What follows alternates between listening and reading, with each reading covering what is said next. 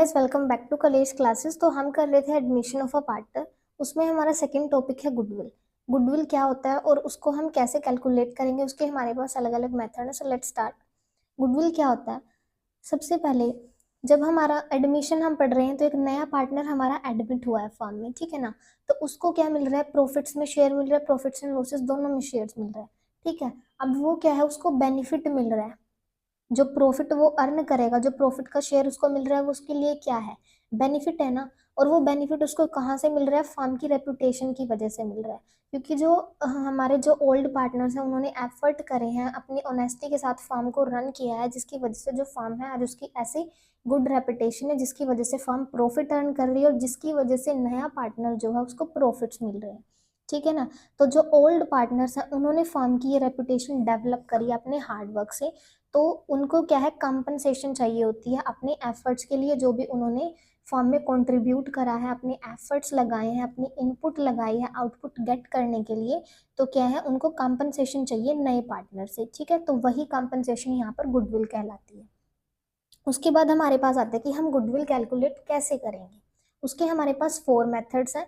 तो इस वीडियो में हम 2 मेथड करेंगे एंड देन नेक्स्ट वीडियो में सेकंड, बाकी जो बचे हुए 2 मेथड हैं वो करेंगे। तो एक सबसे मेन बात है हमारी गुडविल को लेकर कि जो हमारी गुडविल है ना, वो इनटेंजिबल एसेट है, मतलब हम इसको देख नहीं सकते, छू नहीं सकते। तो जो हमारा गुडविल वर्ड है ना, वो बेसिकली यूज किया जाता है डिनोट करने के लिए बेनिफिट, जो भी बेनिफिट अराइज हो रहा है फर्म की रेपुटेशन की वजह से, फर्म की कनेक्शंस की वजह से, वो हमारा क्या कहलाता है? गुडविल कहलाता है। It is an intangible asset which we can't see और टच। उसके बाद हमारे पास मेथड आता है। सबसे पहला मेथड हमारा है average profit method. Average profit method में क्या होगा, आपको कुछ ईयर्स के प्रॉफिट दिए होंगे और नंबर ऑफ ईयर्स जितने भी ईयर के दिए हैं उससे आप क्या कर दोगे? डिवाइड कर दोगे, जिससे आपका एवरेज प्रॉफिट निकलेगा।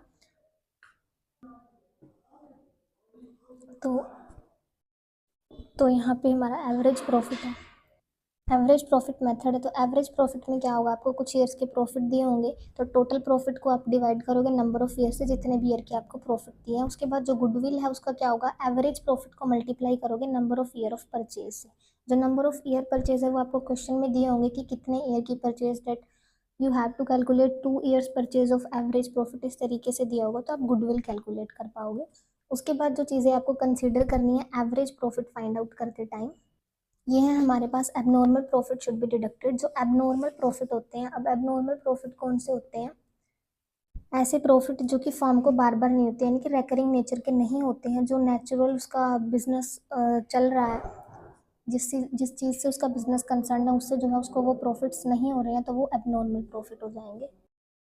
नेक्स्ट आपको गिवन है abnormal loss should be deduct added. जो एबनॉर्मल लॉस है वो रेकरिंग नेचर का लॉस नहीं होता है, तो आपको क्या करना पड़ेगा? उसको ऐड करना पड़ेगा। मीन्स इन्वर्स रिलेशन है आपका एबनॉर्मल प्रॉफिट के बीच में और प्रॉफिट जो आपका एवरेज प्रॉफिट होगा उसके बीच में। तो जो भी करंट ईयर का प्रॉफिट होगा, एबनॉर्मल प्रॉफिट डिडक्ट होगा और एबनॉर्मल लॉस आपने ऐड करना है। इनकम फ्रॉम इन्वेस्टमेंट से जो भी इनकम होगी वो भी यहाँ पर क्या हो जाएगी? डिडक्ट हो जाएगी, क्योंकि जो इनकम फ्रॉम इन्वेस्टमेंट है ना, जो भी बिजनेस कंपनी ऑपरेट कर रही है उस बिजनेस से रिलेटेड नहीं है। नॉर्मल एक्सपेंसेस जो भी होंगे वो भी डिडक्ट करने हैं, ऑनर की रेमुनरेशन भी डिडक्ट होगी। नेक्स्ट आपके पास वेटेड एवरेज मेथड आता है। वेटेड एवरेज मेथड में total of product divide by total of weights होगा।